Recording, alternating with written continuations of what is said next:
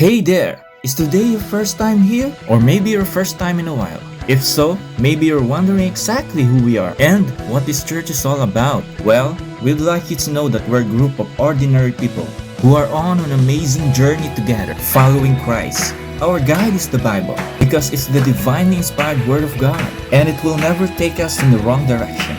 Along the way, we hope you'll see that we are welcoming and spiritually passionate and that getting to know you is a big deal to us. We know that the road is rough sometimes, but we'll work really hard to bring you practical and relevant messages to equip and encourage you through life's ups and downs. We want you to know that we care about this community, and we believe that it's our job to make it a better place. So, no matter who you are or where you've been, we're glad you are with us today, and we hope that you'll join us in our journey, following Christ and living out His plan for us. So, welcome to church.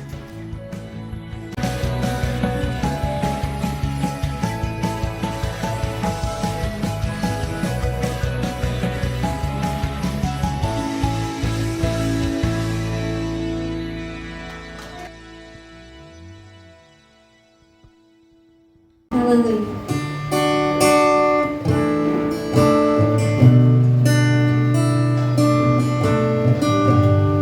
This is our prayer.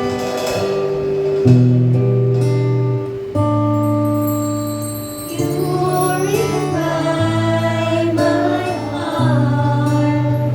Let me be as gold in precious silver. Purify my heart. Let me be as gold. Pure gold. Refiner's fire. Refiner's fire. My heart's one desire is to be holy, set apart for you, Lord. I choose to be holy, set apart for you, my Master. I'm ready to do your will.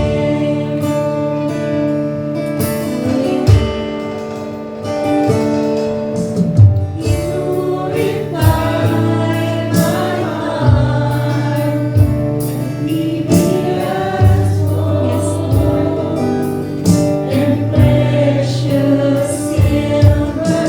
Purify my heart.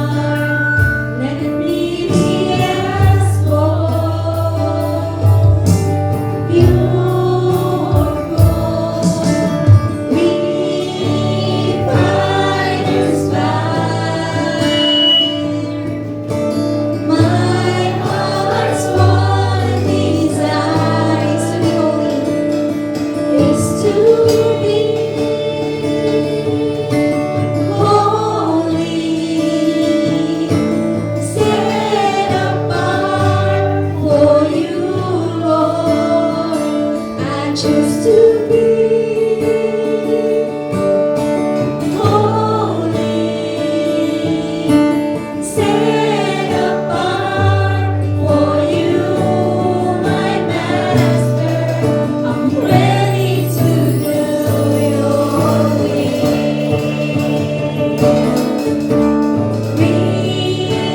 Refiner's fire. My heart's one desire is to be holy, set apart for you, Lord. I choose to be holy, set apart for you, my Master. I'm ready to do your will. Refiner's fire.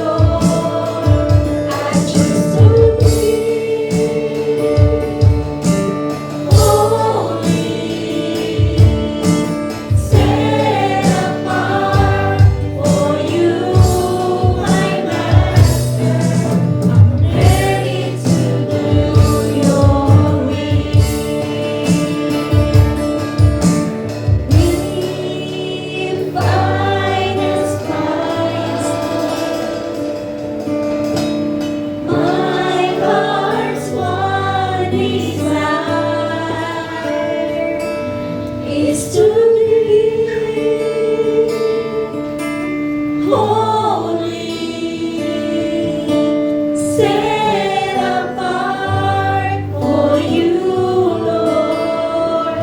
I choose to be holy, set apart for you, my Master. I'm ready to do your will. Be fire as fire. Heart's one desire is to be holy, set apart for you, Lord. I choose to be holy,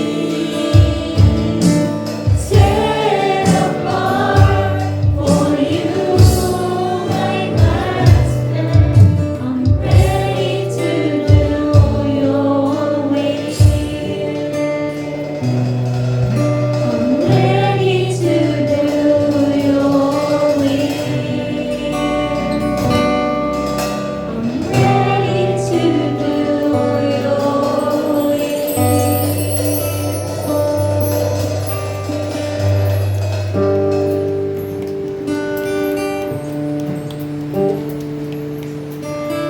Banal na Diyos, oras sa ito kayo aming samba. Kami dumudulog sa iyo, Panginoon, na may pakumbabang puso, may bababang espiritu. Pagkat tunay nga, Diyos, na wala kaming magagawa, Panginoon, kung malayo ka sa amin. Kami po, Panginoon, ay mahina, Diyos. Kaya kailangan ka namin, Panginoon. May mga pagkakataon, Lord, na nakagawa kami, Lord, ng mga hindi narapat-dapat. Kaya nga po, Lord, sa oras na ito, katulad po, Panginoon, ng aming inawit, Lord. Kaya, Lord, Diyos, na aming mga puso sa oras ito ay maging handa kami, Lord. Ang dapatin mo kami, O God. Kaya, O Diyos, na ang mga pusong ito, Panginoon, ay aming pagkatiwala sa iyo. Upang kami, Panginoon, ay maging dapat sa aming pagharap sa iyo sa langit. Ikaw ang nakakaalam, Panginoon, kung ano ang nilalaman ng aming mga puso. Kung may mga hinanakit ito, Panginoon, may mga sama ng loob. Anumang bagay, O Diyos, sa aming mga puso, sa aming mga isipan sa oras na ito, na hindi nakakalugod sa iyong harapan, Lord, pakalinisin mo kami, Lord, upang maging handa, Panginoon, ang aming mga puso. Lord, empty our heart, Panginoon, sa mga bagay na hindi nakakatap. Upang mapuno ito, O Diyos, ng iyong mga salita. Hayaan mo, Panginoon, na sa aming pakikinig, O Diyos, ng iyong salita, sa aming pagsamba sa iyo, Panginoon, sa mga oras na ito, madama namin, Panginoon, ang kalayaan. Kalayaan, Panginoon, sa araw na ito na ikaw ay aming sambahan. Sapagkat ang araw na ito, Lord, ito ang araw na tinakda mo upang kami ay magkasama-sama, O Diyos, upang kami ay magpuri sa iyo. Alisin mo, Panginoon, kung mayroon ng mga kabigatan sa aming mga puso. Hayaan mo, Lord, na masamba ka namin na may kalayaan, Panginoon.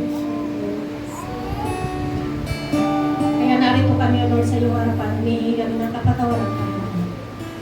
Alinisin mo po kami, dapatin mo po kami, Panginoon. At gawing handa sa aming pananambahan, sa aming pakikinig na iyong salita.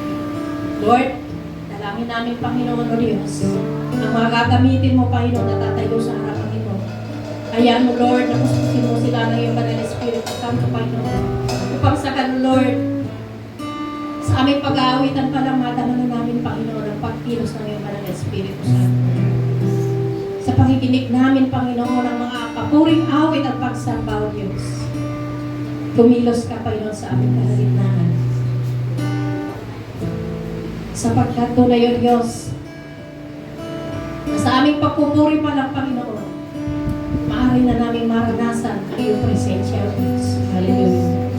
Thank you, Lord. At sa aming pagpupuri, Panginoon, umaalis ang mga gawa ng kaaway sa aming mga buhay. Kapag ang aming pagpupuri, O Diyos, ay ibibigay namin talaga sa iyo lamang, Panginoon. At ang aming mga pakinig, Lord, at ang aming mga spiritual na pakinig, Panginoon, at spiritual na mata, Panginoon, ay buksan mo sa mga oras nito. Sa aming pakikinig ng iyong salita, hayaan mo, Lord, ng iyong banal Espiritu Santo ang siya magbigay sa amin ng linaw, liwanag, Panginoon, sa aming mga pinapakinggan. Maraming salamat po, Panginoon, at maging man, Lord, sa mga gagamitin mo, Panginoon, ginagamit mo, Panginoon, ang lugar na tumugtog, Panginoon, para sa iyong gawain. Lord, bless mo, patuloy mo, Lord, na bigyan sila, Panginoon, ng katalinuhan, ng magpapaawit, Lord, bigyan mo po siya. Anwin po siya, Lord, upang mapangunahan, Panginoon, ang pangpapuring awit, Lord, na may present, na nandiyan ang presensya mo, Panginoon. Maraming salamat po at ipinataas ka namin sa umaga nito. Hayaan mo po, Panginoon, na espiritu ng pagpupuri, O Diyos, ang madama ng bawat isa sa amin. In Jesus' name, hallelujah. Amen! Hallelujah! Patuloy po natin purihin ang ating Panginoon. Malaya po tayong sumayaw at bumalakbak sa ating pag-aawitan sa Panginoon. Hallelujah!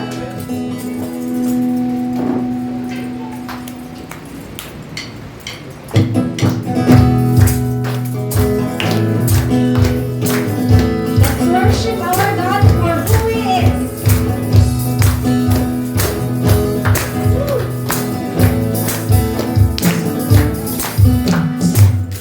Standing here in your presence, thinking of the good things you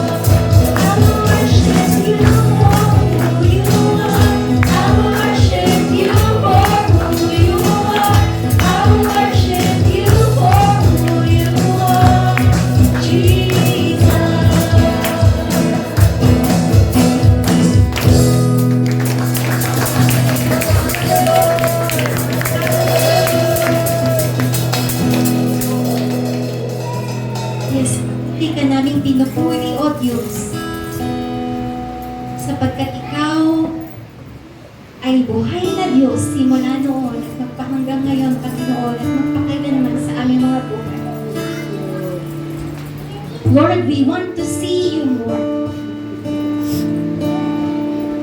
Open the eyes of our hearts, Lord. Ano mang mga problema, pagsubok, kabigatan sa amin, Panginoon, we surrender it all to You. Silence the noise in our minds and open the eyes of our hearts, Lord. Nawa nga po ay tunay na manatili tayo sa presensya ng ating Panginoon at saliksikin siya sa umagang ito as we sing songs para sa ating Diyos. Hallelujah. Hallelujah. Hallelujah.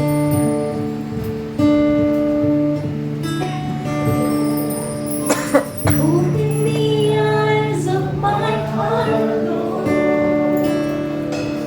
Open the eyes of my heart. I want to see You.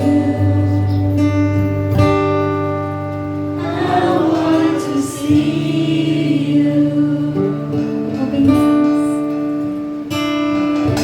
Open the eyes of my heart, Lord.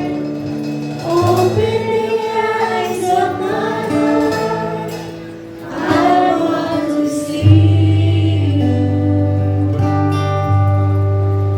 I want to see You. See You high and lifted up, shining in the light of Your glory. Pour out Your power and love as we sing, Holy, Holy, Holy. Holy, holy, holy.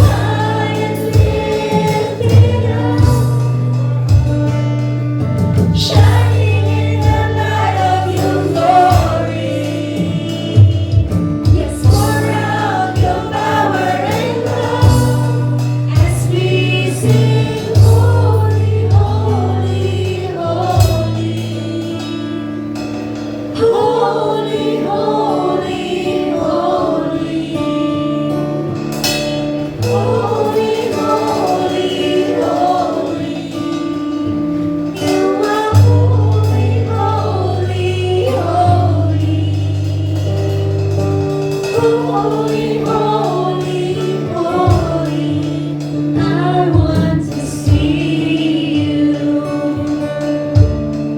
to see you high and lifted up, shining in the light of your glory. Yes, pour out your power and love as we sing, holy.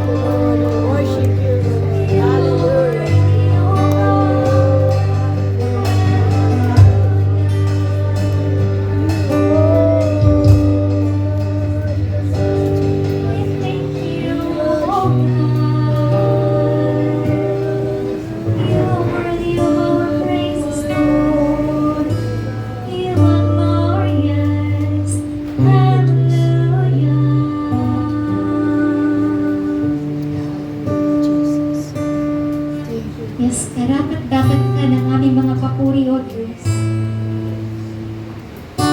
We will continuously shout how beautiful you are, Lord. How great you are, Lord. How wonderful you are. And truly, Lord, ang pinakamataas na papuri ay sa iyo, Panginoon. Hallelujah to our God. Hallelujah.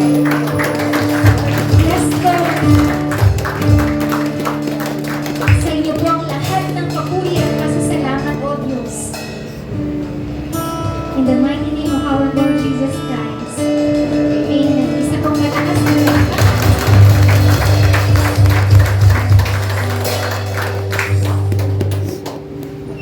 We may now be seated.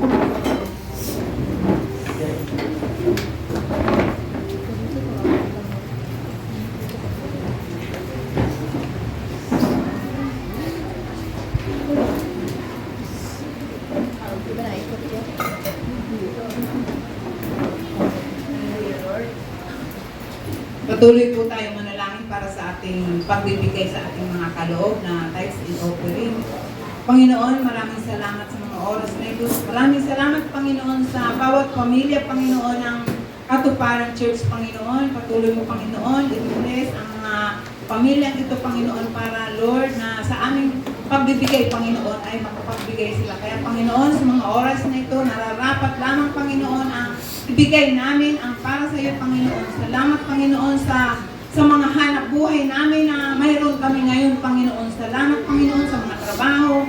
Salamat, Panginoon, na ano man ang mayroon kami ngayon, Panginoon, ang lahat ng ito ay para sa iyo, Panginoon. Kaya salamat, Panginoon, dahil ang mga pinagkakaloob namin ito, Panginoon, ay magagamit ito, Panginoon, sa pagpalago ng bahay-sambahan mo, Panginoon, at pagpapalaganap ng iyong mga salita, Panginoon. Kaya, Panginoon, maraming salamat, Panginoon. Bagamat, Panginoon, marami kaming pagkukulang, pero kayo minsan hindi na kulang sa amin. Kaya, Panginoon, nararapat lamang, Panginoon, na ibigay namin ang para sa iyo, Panginoon. Kaya, salamat sa umagang ito, sa pangalan ni Jesus. Amen and amen.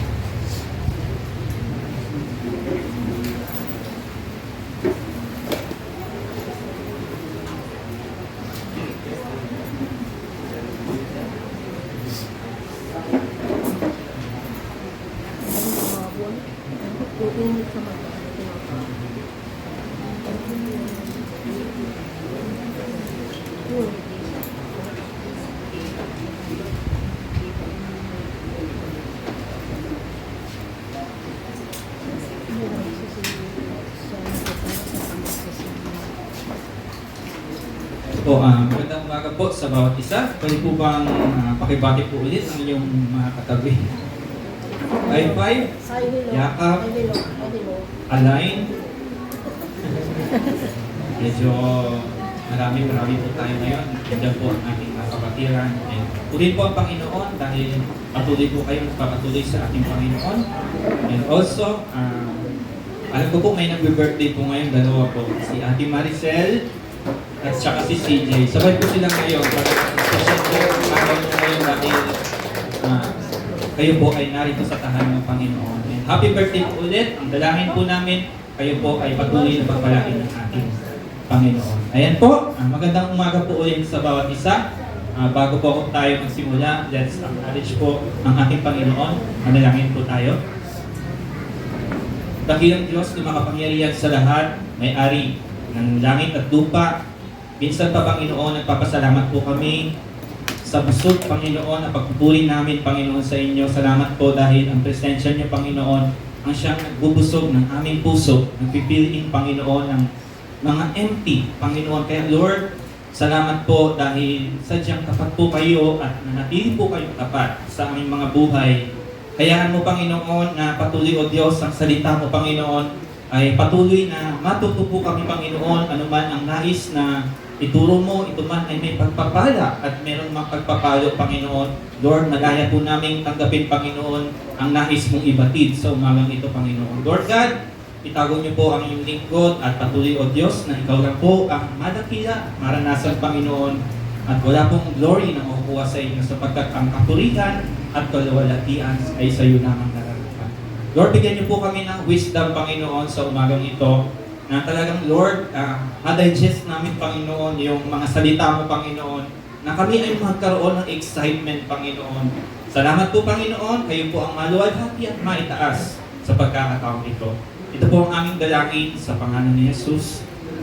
Amen at amen po. Again po, magandang umaga po ulit sa bawat isa. And ako po ay nagagalak at natutuwa po makita ko po kayo na kayo po ay muli narito, na tayo po ay nagkasama-sama po muli sa pananambahan po natin sa ating Diyos na buhay. Ayan po, ulit ko po, ay tayo po ay nagpapatuloy sa ating preaching series which is Live Well, Live Well.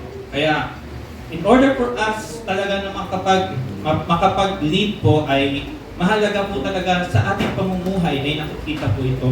Talagang tayo po mismo ang gumagawa muna. Talagang maging example po tayo, talagang ipakita natin yung disenyo na nais ng Panginoon para sa atin. And maging reflection naman po talaga yung buhay natin sa iba at maging pagpapala po tayo sa iba. Ayun po, gusto ko lang pong banggitin po yung ating tinalakay ng first Sunday, kung paano po ba natin ma-ensure yung success po ng church. Tanungin ko po kayo, meron po ba kayo naalala? Kahit isa lang? Tatlo po yun eh. Kahit isa lang, how to ensure success in church. Ayan, alam ko po may mga first honor po dito. Isa lang po. Again po, ang tagapanguna po natin, ang Panginoon po. Kailangan lagi po natin siyang i-acknowledge po.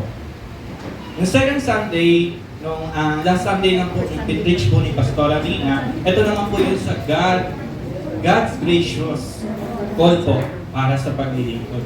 Marami po tayong natutunan ulit. And ngayong Sunday po, ay titignan po natin ano po ba yung importansya ng pananalangin. Lalong-lalo na po sa isang iglesia. Pag-aaralan po natin ito ngayon. And ayun nga po, ang prayer po, alam ko po, ang panalangin po ay talagang buhay na po natin. Kahit saan po tayo dumako, lagi po natin inuuna ang panalangin. Tama po ba? Tayo ay pupunta sa trabaho, kahit nga alam po naglalakad tayo, pupunta tayo sa church, nananalangin tayo. Kahit lang po na alam natin yung gagawin natin na magtatagumpay na, we still pray kasi ina-acknowledge natin yung power ng Panginoon. Amen po? Again po, prayer is an essential element to the Christian life, and to not spend time in prayer is detrimental to our walk. It is for this reason that the people of God are to be devoted to prayer po. Such devotion reveals our dependence upon God, which of course is necessary because we need His help. Alam niyo po mga kapatid, kapag nanineglect po natin ang panalangin, nakakapamuhay po tayo ng prideful life. Tama po ba? Kasi nakakalimutan natin i-acknowledge ang Panginoon. Although kaya na natin gawin ang mga bagay, nakikita natin na magtatagumpay na, kapag nakalimutan po natin manalangin, nanineglect po natin manalangin, ay nagkakaroon po tayo ng pride sa ating mga sarili. Kasi hindi na po natin kinukuha ang tulong na nagmumula sa Panginoon sa lahat po ng ating ginagawa. Neglect of prayer is prideful and detrimental to our spiritual walk and to the influence of our church. God has determined that His purposes are accomplished by means. At ang means nga po na yon ay unang-una po is ang prayer po talaga. Kahit po sa Sunday service, bago po tayo mag-start, nananalangin po tayo. Tama po ba? Meron po tayong backup prayer sa likod ng ating mga programa, nananalangin po tayo. At kahit pa ano pang ginagawa natin, kasi gusto natin i-acknowledge ang Diyos natin na siya ang dapat magtagumpay. Sa kanya ang glory, sa kanya ang papuri, sa kanya ang tagumpay. In addition po, to be part of our private worship, prayer is also to be part of our public worship. Gusto ko lang pong sabihin po yung sa Book of Timothy po. Sa chapter 1, meron po kasi ang Book of Timothy, meron po 6 na chapters. Ito po ang chapter 1, ito po yung babala tungkol sa maling katuruan. Kasi sa chapter 1 po ay talagang laganap po ang maling balita. Mga false teaching ay laganap po. Kung babasahin niyo po ang chapter 1 ng 1 Timothy, makikita niyo po ay si Pablo ay talagang nag-warning. Nagsasabi po siya. Also, yung tinalakay lang po last Sunday, yung pagkilala po natin sa habag ng Panginoon. Yan po ay matatagpuan din po sa chapter 1, Gracious Call to Serve po. Doon naman po sa chapter 2, which is yung topic po natin for today, ito po yung tagubilin tungkol sa pananalangin. Yung importansya ng pananalangin po, which is pag-uusapan po natin today. Sa chapter 3 naman po, dito naman nagbigay naman po dito sa chapter 3 kung ano nga ba ang tagapangasiwa sa isang iglesia. And sa chapter 4, dito naman ay ang mga huwad na guro. Kaya pinabalaan, sinasabihan ni Pablo si Timothy na talagang mag-ingat. Dapat mag-ingat po talaga. And sa chapter 5, yung pananagutan sa kapwa mananampalataya. Lahat po tayo ay may pananagutan sa bawat isa. Sabihin mo sa katabi mo, may pananagutan ako sa iyo. Lahat po tayo ay may pananagutan. Pagdating po sa Panginoon. Ayan po. Iba po yung sa mag-asawa ha, hindi po yun. Yung pagdating po sa, tayo po ay accountable sa bawat isa. Talagang tayo po ay parang, para po tayo posporo na kapag ang isa ay wala ng light, kailangan natin siyang hawaan. Kasi tayo rin pala ang makakatulong sa kapwa natin mananampalataya. And sa chapter 6, inuhit na naman po yung mga huwad na guro po. Talagang napakahalaga po talaga kasi nung panahon po noon ay mapapansin nyo, gagana po ang false teaching. Kahit ngayon po, sa panahon po natin, kung dati po ay sobrang, alam niyo po yun, sobrang, may nagpapakalat na po ng maling balita. Ngayon, meron din po, alam ko po, meron po kayo nasa mind nyo na pumapasok, na meron pong kumakalat talaga ng maling balita. And talagang dapat po tayo mag-ingat. And idinugtong rin po doon ni Pablo yung tagubilin niya kay Timoteo. Ayun po, dako po tayo sa ating pag-uusapan sa umagang ito, which is yung chapter 2, yung tagubilin po tungkol sa pananalangin o yung importance po ng pananalangin. Yung version po na kinuha ko po dito is New Living Translation. Basahin ko po sa 1 Timothy chapter 2, verse 1 to 8, sabi po dito, I urge you, first of all, to pray for all people. Ask God to help them, intercede on their behalf, and give thanks for them. Pray this way for kings and all who are in authority, so that we can live peaceful and quiet lives marked by godliness and dignity. This is good and pleases God our Savior, who wants everyone to be saved and to understand the truth. For there is one God and one mediator who can reconcile God and humanity, the man Christ Jesus. He gave his life to purchase freedom for everyone. This is the message God gave to the world at just the right time, and I have been chosen as a preacher and apostle to teach the Gentiles this message about faith and truth. I'm not exaggerating, just telling the truth. In every place of worship, I want men to pray with holy hands lifted up to God, free from anger and controversy. Itong version ko nga po ulit ay New Living Translation.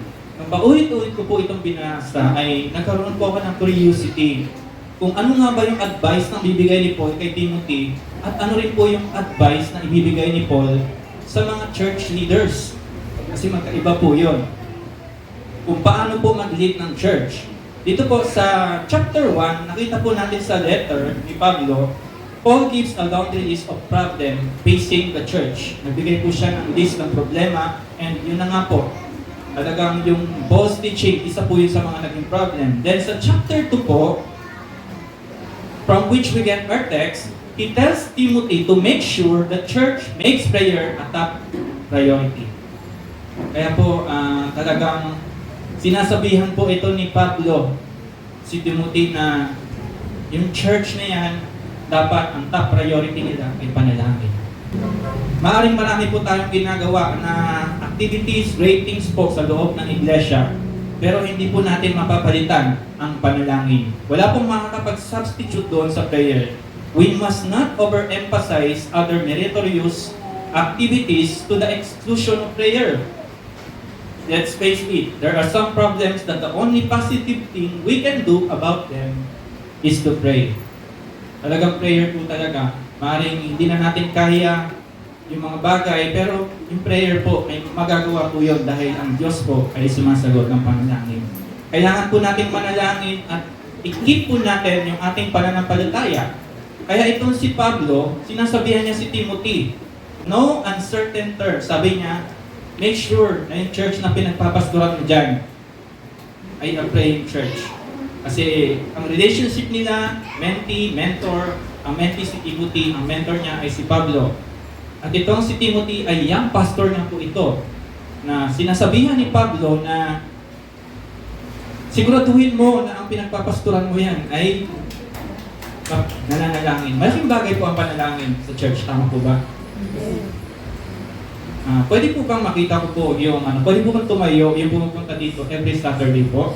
Sige nga po, pwede nga pong tumayo. Ayan po, meron po tayong 6 prayer warriors. Pwede po bang palapakan po natin ang Panginoon ng buhay?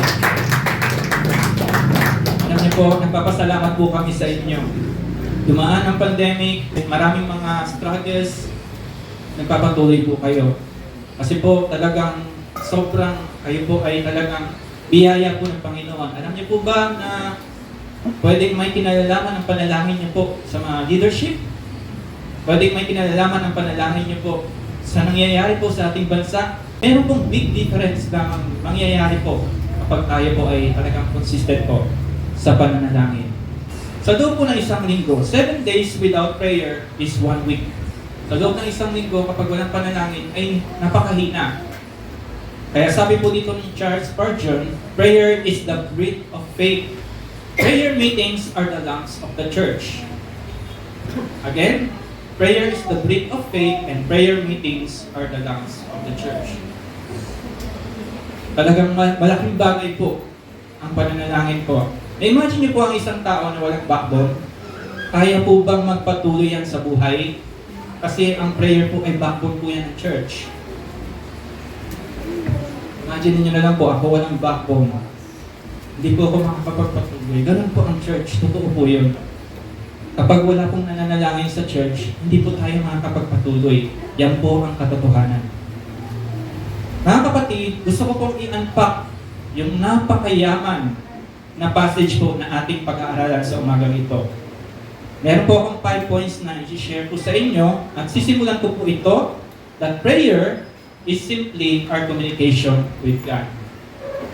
Ang panalangin po, simple lang po. Ito po ang ating komunikasyon sa ating Panginoon. It is important because the priority in public worship is prayer. Basahin ko po yung 1 Timothy 2 verse 1. Sabi po doon is, I urge you, first of all, to pray for all people, ask God to help them, intercede on their behalf, and give thanks for them. Tingnan niyo po ang nakalagay. First of all. May urgency, tapos first of all pa.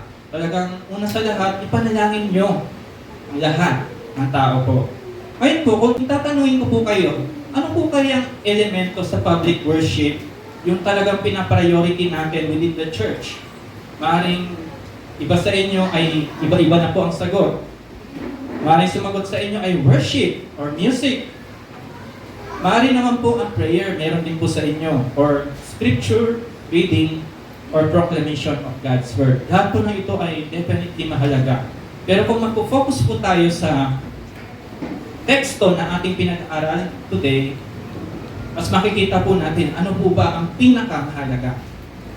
Kasi when we preach the Word, hindi po nawawala ang panalangin. Tama po ba? When we share, when we evangelize, hindi po nawawala ang panalangin. Lagi po siyang kasama.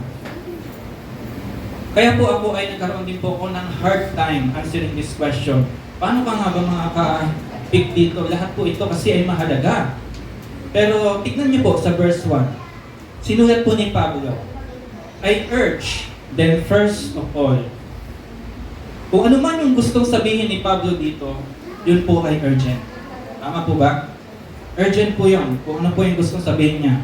Kung ano man yung sinasabi ni Pablo na sa phrase na first of all, yun po ay urgent.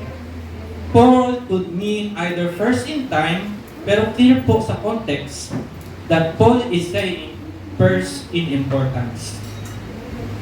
Una po sa mahalaga. Ngayon po, tanongin niyo po ang inyong mga sarili.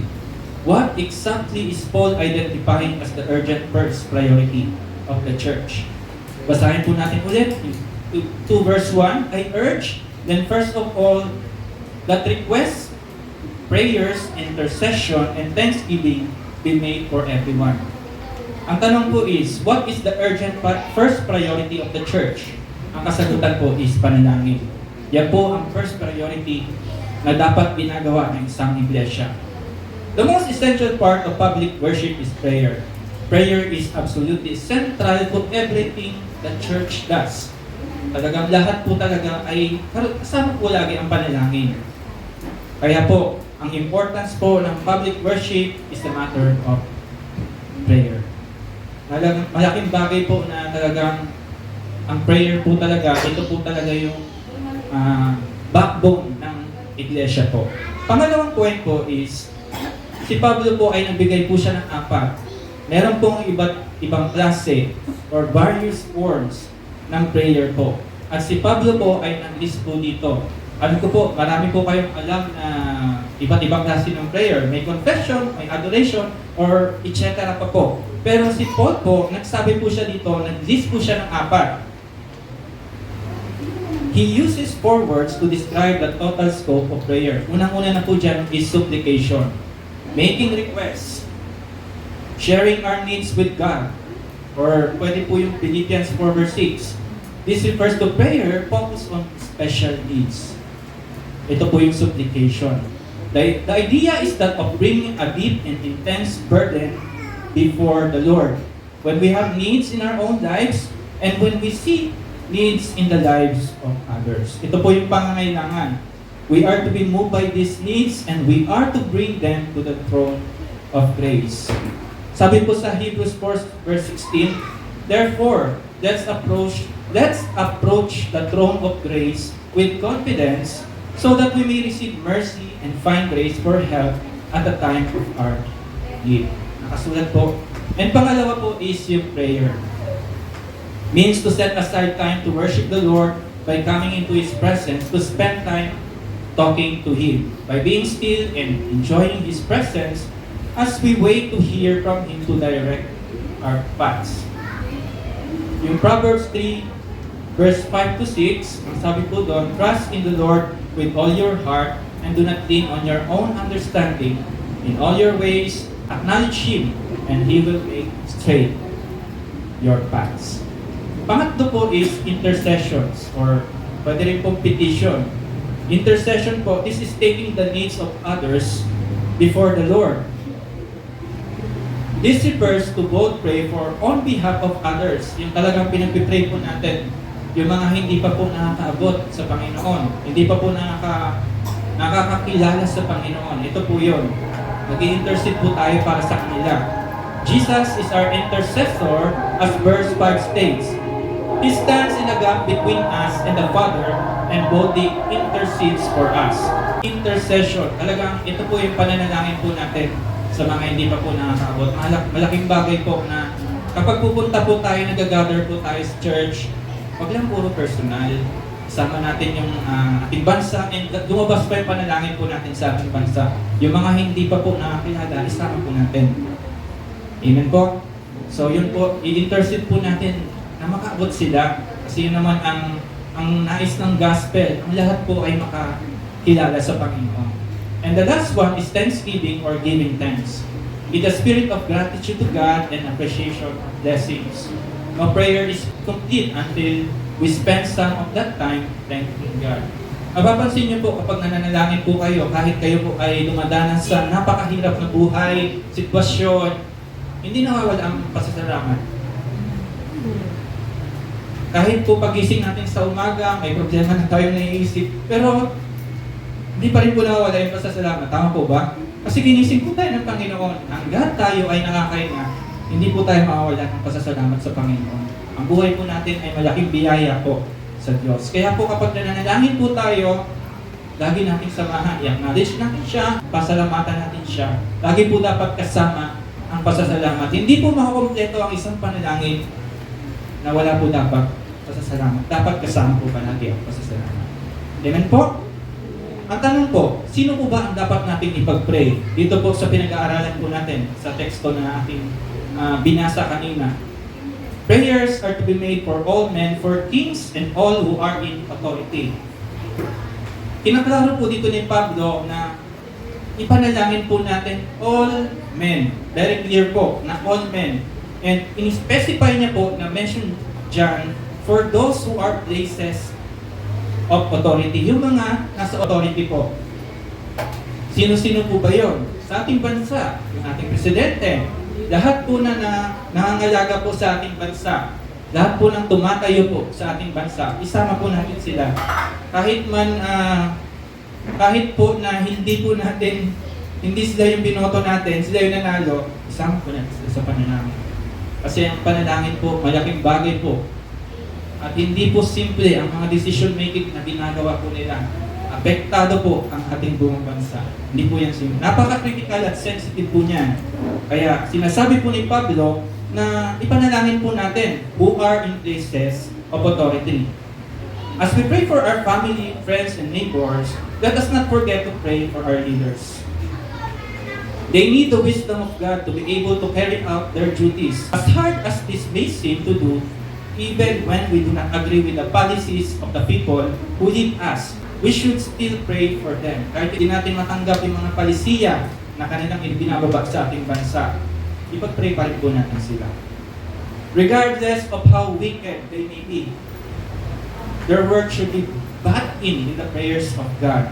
We firmly believe that God intervenes in the affairs of men and can impress them to make godly decisions. Hindi po natin alam, sa pananalangin po natin, may malaking bagay po na ginagawa ang Panginoon behind the scene. We need to pray for those in positions of power, especially right now, because there are many serious decisions that must be made by the leaders of our country. We should continually be making intercession for them before the throne of grace. Ang sabi po sa 1 Timothy 2 verse 2, pray this way for kings and all who are in authority, so that we can live peaceful and quiet lives marked by godliness and dignity. Napaka-clear po. Kaya po, kapag tayo ay nananalangin sa iba, we are thereby becoming more like Christ. Nadilugod po natin ang Panginoon because since His return to heaven, He has been continually occupied with His ministry of intercession. Therefore, He is also able to save to the uttermost those who come to God through Him, since He always lives to make intercession for them. Bakit po ba tayo kailangang manalangin? Why should we pray? Meron pong dalawang reason po dyan. Reason number 1 to pray is found in verse 2. Yan po ang unang reason. The reason is that we may live peaceful and quiet lives in all godliness and holiness. Yan po ang unang reason bakit po tayo nananalangin. Bakit natin kailangan ito pray ng mga leaders at ang nasa authority? Gusto natin makapamuhay tayo ng hindi tayo maapektuhan ng mga pangyayari. Kasi isang pagkakamaling desisyon magawa po nila, lahat po tayo apektado. Talagang napakalaking bagay po. At yan po ang reason na para tayo ay makapamuhay peacefully. At syempre, godliness and holiness. The word peaceful refers to the outward situation, a life free from outward disturbance. The second word, quiet, refers to our situation, the inner state of the church. The goal is that the church may be free of both external and internal disturbances that can be so distracting. And the goal is not just peace and quiet in itself. The goal in verse 2 is that we may live lives of godliness and holiness. Yun po ang pinaka-goal talaga. Tayo po ay makapamuhay na may kabanalan po sa Panginoon. In other words, the goal of our prayers for all kinds of people and for the government is that an environment conducive to the spread of the church might be realized. The reason we need to pray for government and for politicians ay hindi po para maputol yung mga taxes na nangyayari po. Hindi po para ma-address yung mga certain issues. The primary reason is for the good of the church. Yan po, para sa ikakabuti po ng iglesia. Kung bakit po tayo nananalangin. Kailan po kayo huling nanalangin po sa government leaders po natin?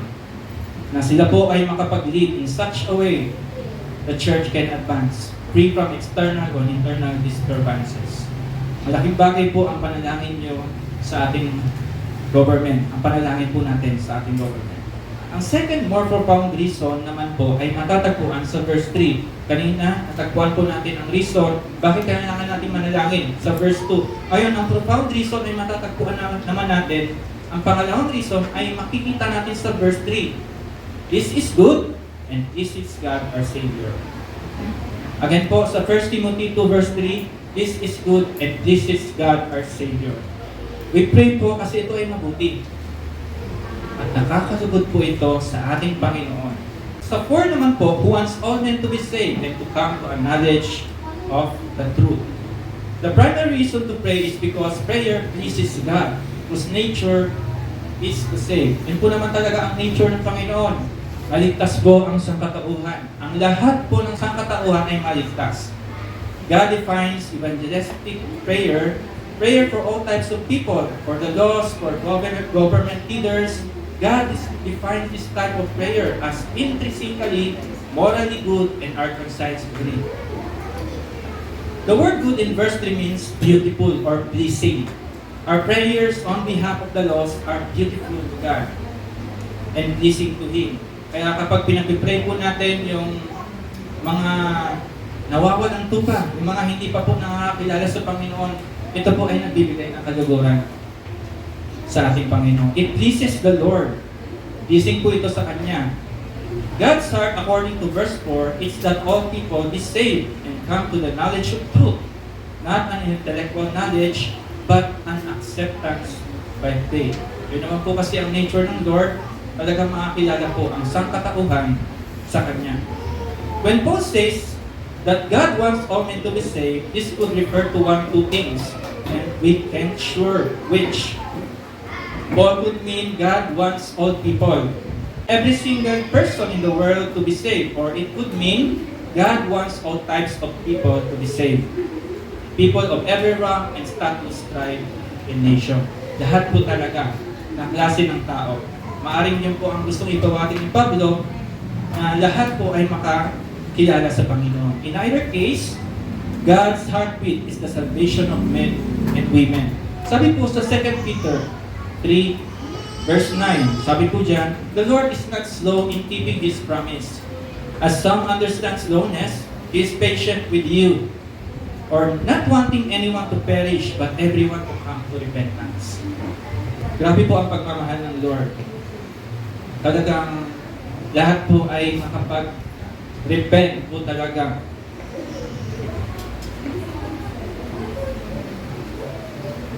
Napaka-patient po ng ating Panginoon. Talagang ayaw niya na ma-perish po ang sangkatauhan. Ang karamihan po. Binibigyan po tayo ng chances ng Panginoon na talagang truly yung ating pananampalataya at pagkilala natin sa Panginoon ay fear po talaga. Hindi po siya laro-laro lang. Talagang seryosong pananampalataya po ang gusto ng Panginoon. Seryosong patanggap bilang ating Panginoon, bilang ating Diyos na tagapagligtas po. God even delayed the day of judgment to allow more people to escape for the coming judgment. Imagine nyo po, no? Ganun po ang pagmamahal ng ating Panginoon sa atin. Tingnan mo ang sinabi po ni John MacArthur. If the primary aim of the church were fellowship, knowledge of the word, or the holiness of the saints, all those goals could perfectly be accomplished by taking us to heaven. The central function of the church is to reach the lost. Yun po talaga ang pinaka-central function ng church. Ngayon, may dadagdag po ako na one thing. Reaching the lost is to pray for them. Talagang kasama po ang pananalangin po. Hindi po pwedeng iwalay ang pananalangin. Because it is the most excellent task to pray for the salvation of the lost. Malaking bagay po ito na tayo po ay makibahagi po sa pananalangin po sa mga hindi pa po nakakilala. Ganun po kalawak ang panalangin. Hindi lang po siya personal, hindi lang po siya pangbansa. Sobrang lawak po kahit makalabas po ng bansa natin ang ating panalangin po.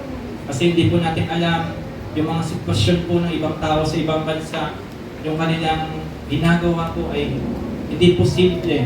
Talagang kailangan po natin silang binaan po sa panalangin. Iba-iba po ng situation, kaya po ang panalangin po natin ay malaking kaambagan po na gagawin po natin. At ang church po, yun po ang talagang sila po yung magiging gagamitin ng Panginoon to intercede sa mga kapwa po natin. Number 3 po, prayer is mediated by Jesus Christ. In verse 5 to 6, Paul inserts what appears to be extract from a catechism or liturgical formula. Ang sabi po sa 1 Timothy 2 verse 5, for there is one God and one mediator between God and men, the man Christ Jesus. Sa 1 Timothy 2 verse 6 naman po, who gave himself as a ransom for all men, the testimony given in its proper time. Si Lord po ay, ang panalangin po natin, ang mediator po talaga ay ating Panginoong Jesus. Siya po ang pumapadagitna. Tignan niyo po, alam niyo po ang pangyayari kay Job. Nung time po na meron po siyang encounter si Job po ay nag-complain. Actually po, siya po ay nag-complain. Ang sabi po sa Job 9 verse 33, if only there were a mediator who could bring us together, but there is none. That's the time po na nag-complain po si Job, and talaga pong kung meron na sanang nag-mediate. And alam po natin, ang Panginoong Hesus Kristo po ay katawang tao 2,000 years ago. At talagang tayo po ay, kapag tayo ay mananalangin, talagang na meron po tayong mediator bago po tayo makaabot sa ating Diyos Ama. Pansinin niyo po, siya po ay umiiyak. Job was crying out for someone who could go between him and God, representing both of them and somehow mediating to bring peace. And Jesus is the mediator. Only Jesus is fully man and even today, fully God. And by His death, He restored the harmony that was broken sa pamamagitan po ng ating Panginoong Jesus. He restored us to fellowship with God through His death and resurrection. He was a ransom for us, a ransom being in that day what was paid to set a slave free. Binayaran po ng ating Panginoong Jesus ang lahat-lahat po. Jesus offered Himself in exchange for everyone held captive by sin. Para po tayo ay talagang makalaya po talaga. Mag-free po tayo sa anumang mga kasalanan. At sinasabi rin po ni Pablo sa verse 7, sa Timothy 2 verse 7, and for this purpose, I was appointed a herald and an apostle. I am telling the truth. I'm not lying. And a teacher of the true faith to the Gentiles. Ito po ang pagkatawag ni Pablo. To be a herald, na maging apostol, at talagang maging teacher po ng katotohanan po, lalo na doon sa mga Gentiles. And even today, nakaabot po at siya po ay naka-influence po sa atin. Yung life po ni Pablo. Alam ko po na marami pa pong nais may unpack po sa verses na ito. Pero balik po tayo doon. Bakit po ba kailangan natin manalangin? We should pray God to create the climate necessary for the growth of the church.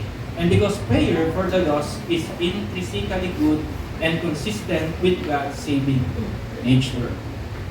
So far in this passage, we've discovered the priority in worship, which is yung panalangin po talaga. We discover what we should be praying for. And lahat po talaga ng klase ng tao ay panalangin natin. Specifically po, yung ating mga government leaders. Kung dito lang po tayo magtutuon sa ating passage for today. We discovered why, so that the church can be left undisturbed. And because prayer is consistent with God's saving nature. Pangapat po is, prayer has conditions for effectiveness. May condition po ang pananalangin para mas maging effective po ito.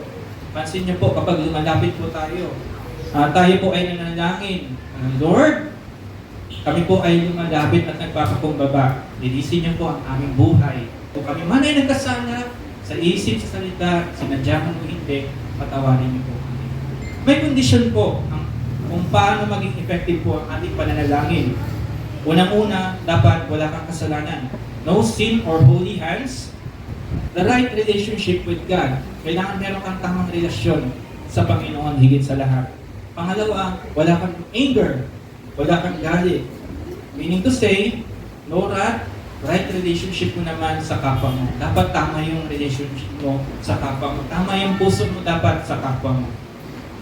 And last is, wala kang doubt. Na kapag ikaw ay nanalangin, meron kang pananampalataya na ang panalangin mo ay makakaabot sa Panginoon. Sumagot po si Pablo ng final answer.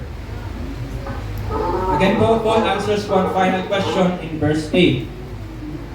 Kung paano po tayo mananalangin. Ito po ang sabi sa 1 Timothy 2 verse 8. Ito po ang sabi, in every place of worship, I want men to pray with holy hands, lifted up to God, free from anger and controversy. Napaka-clear po ng sinabi po na gaya ng sinabi ng effectiveness, may condition po, dapat wala kang kasalanan, wala kang galit sa kapwa mo para mas maging effective po ang iyong pananalangin. Ayan po. Basahin mo po ulit yung 2 verse 8. In every place of worship, I want men to pray with holy hands lifted up to God, free from anger and controversy. Ang main point po na sinasabi po dito ni Pablo, yung inward condition po ng ating mga puso, yun po ang sinasabi niya. Sabi niya na, I want men everywhere to lift up holy hands in prayer without anger or disputing. Dahil po ang genuine na prayer ay imposible doon po sa mga unforgiving and who are nourishing grudge. Imposible po yung genuine prayer kapag ikaw ay meron ka pang hindi napapatawad, may grudge ka pa sa iyong puso, may something ka pa dyan sa puso mo. Kahit ang panalangin mo ay imposible po yun. Hindi po yan magiging effective. Kaya po talaga, when you pray, ay talagang wala pong anything yung puso mo. Dapat tama po talaga. Mga kapatid, prayer is the main thing. And let's put first and pray for the lost. And when we do so, we're doing what is beautiful and acceptable to God and consistent with His nature. Yun po ang dapat natin gawin. And then finally po, kung bakit po tayo nananalangin, ginagawa po natin ang pananalangin. Bakit tayo pupunta sa church? Nag-gather tayo into prayer. Bakit tayo nananalangin? Pagising natin sa umaga, it's because prayer works. Simple lang po. Dahil ang panalangin po ay mabisa. Amen po ba? Ang panalangin po ay mabisa. Napakasimple po. Sabi po sa James 5 verse 16, confess your sins to each other and pray for each other so that you may be healed. The earnest prayer of a righteous person has great power and produces wonderful results. Naalala ko po yung yung example po ni Pastor Nina nung nakaraan po. Yung sa Pharisee, tax collector. Naalala niyo po last Sunday, example niya po. Nanalangin po yung Pharisee, nanalangin po yung tax collector. Tama po? At sabi ng Pharisee, habang nanalangin siya, Lord, nagpapasalamat ako, hindi ako katulad ng taong ito. To make the story short, yung tax collector naman, halos hindi siya makatingin sa kalangitan. Nananalangin siya, Lord, patawarin niyo po ako. At nakita po natin, yung tax collector po yung Amen. Okay po. Let's try out following the example of Jesus, who prayed for those who killed Him. Let's follow the example of other Christians in their evangelistic prayers. Sabi po ni John Knox, Siya po ay umiiyak. Give me Scotland or I die. Nanalangin po siya. Ito naman sabi ni George Whitefield prayed, "Oh Lord, give me souls or take my soul." Lord, bigyan mo pa ako ng kaluluwa na madadala sa iyo. Or kunin mo na lang ang kaluluwa ko kung wala akong madadala sa iyo. Grabe po yung panalangin, no? Which is real truth po yan. And then Apostle Paul himself might have received salvation in answer to the martyr Stephen's prayer. Sabi niya po doon, nanalangin po si Stephen, "Lord, do not hold this sin against them." Lord, patawarin mo po sila. Panginoon, patawarin mo po sila. Kaya talaga, malaking bagay po ang pananalangin. At talagang mabisa po ang pananalangin. Hindi po tayo nag-gather sa church for nothing. Talagang kapag tayo ay mag-gather sa pananalangin po talaga, ang focus po natin, sama natin ang government leaders at yung mga hindi pa po nakakaabot sa Panginoon. Pwede rin po isama yung personal, pero wag po natin kalimutan po yung ating government leaders, ang leadership ng government, ang leadership ng church, ang lahat po ng naiisip nyo, and also yung mga missionaries natin na ginagamit po ng Panginoon, mga pastor po natin sa ibang bansa, na gamitin pa po sila lalo ng Panginoon, na mabigyan pa sila ng mas maraming pang kaluluwa, na makakatakbo sila dahil ito sa Panginoon. Amen po? Ayan po rin po ang Panginoon, napakaganda po. At tayo po ay na-remind po ulit na napakalaking bagay po ng panalangin. Sa trabaho po, kayo po ay nagsisimula, nananalangin po ba kayo bago kayo mag-start ng work niyo? Malaking bagay po ang manalangin. Kahit po saglit lang po, Lord, bigyan niyo ako ng wisdom. Alam ko, sobrang hirap ng aking trabaho ngayon. Bigyan mo ako ng panalangin. And po, in all areas po, lagi po tayong manalangin. In conclusion po, if we desire to see our nation transformed, we need to pray. If we desire to see loved ones transformed, we need to pray. If we're going to be obedient to the Lord and effective as a church, it is critical that we be a praying church. All of you can be part of that. You can pray privately, you can attend prayer meetings with heart's desire to seek God, and you can say amen to public prayers prayed at church. Mga kapatid, let us be a people of prayer. Ayan po, uulitin ko lang po yung points po na ating tinalakay. Unang-una, prayer is simply our communication with God. Pangalawa, prayer takes various forms. All is for here. Ano nga po yung apat? Sige nga po. Number 1 is supplication, prayers, intercessions, and thanksgiving or giving thanks. Number 3, prayer is mediated by Jesus Christ. And number 4, prayer has conditions for effectiveness. Ano po ba yung condition? No sin, no anger, no doubt, walang doubt. And the last one, kaya po tayo patuloy na nananalangin as a church, personally man, or as a church, dahil ang panalangin po ay mabisa. Sige po, tayo po ay manalangin. Lord, maraming salamat po, Panginoon, sa napakayaman, Panginoon, na salita mo sa umagang ito. Na Lord, apart from you, Lord, wala naman talaga kami kayang gawin, Panginoon. Kaya Lord, kami ay nananalangin. Higit sa lahat, Panginoon, na i-acknowledge ka sa lahat ng ginagawa namin sa buhay, even sa church, Father God. Lord, salamat po sa pagpapaalala mo sa amin, Panginoon, na talagang ang panalangin po ay sobrang kailangan, Panginoon, ng bawat isa sa amin. Lalong-lalo na ng iglesia, Panginoon, kung saan kami nabibilang, Panginoon. We know, Father God, maaring maliit po ang aming church, Panginoon, pero may malaking impact po ito, Panginoon, na contribute, Panginoon, sa aming bansa, maging Lord sa ibang bansa, Panginoon, o sa mga kaluluwa na hindi pa po naaabot, Panginoon, ang gospel mo, Panginoon.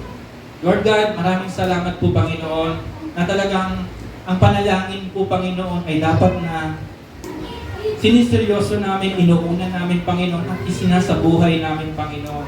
Dahil ito po, ang buhay talaga namin, Panginoon, na manalangin kami, Panginoon, sa lahat ng pagkakataon, lahat ng araw, Panginoon. Salamat po, Diyos, sa katuruan, Panginoon, na napakahalaga ng panalangin sa buhay namin, lalong-lalo na sa loob ng church, Panginoon. Maraming salamat po, Panginoon. Patuloy po namin kayo dinadakila, Panginoon, at ina-acknowledge po namin ang kapangyarihan niyo, Panginoon, sa lugar na ito. Salamat po. Sa iyo po ang kapurihan. Ito po ang aming dalangin sa pangalan ni Jesus. Amen at amen.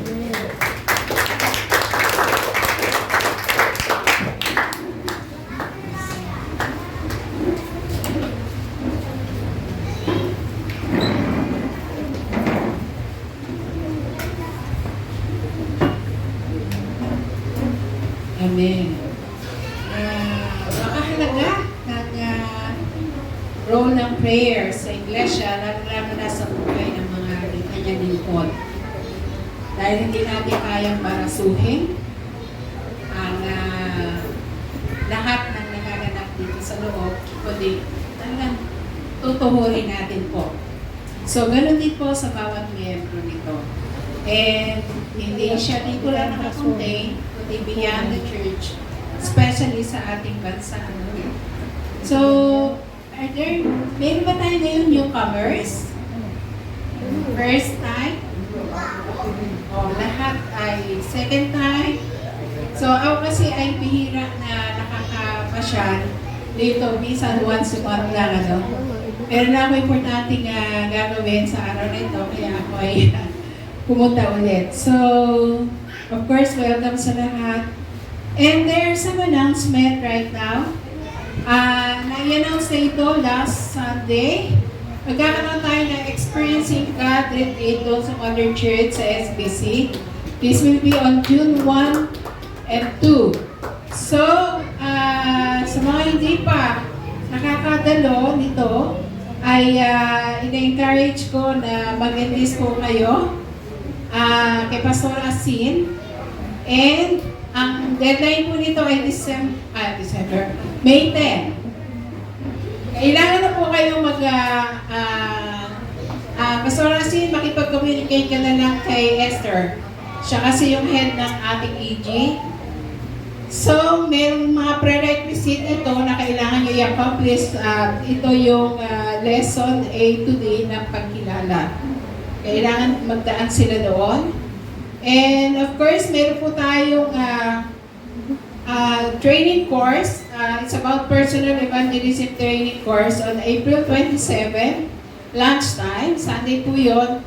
So, magpa-enlist po kayo sa sino man na gusto mag-join.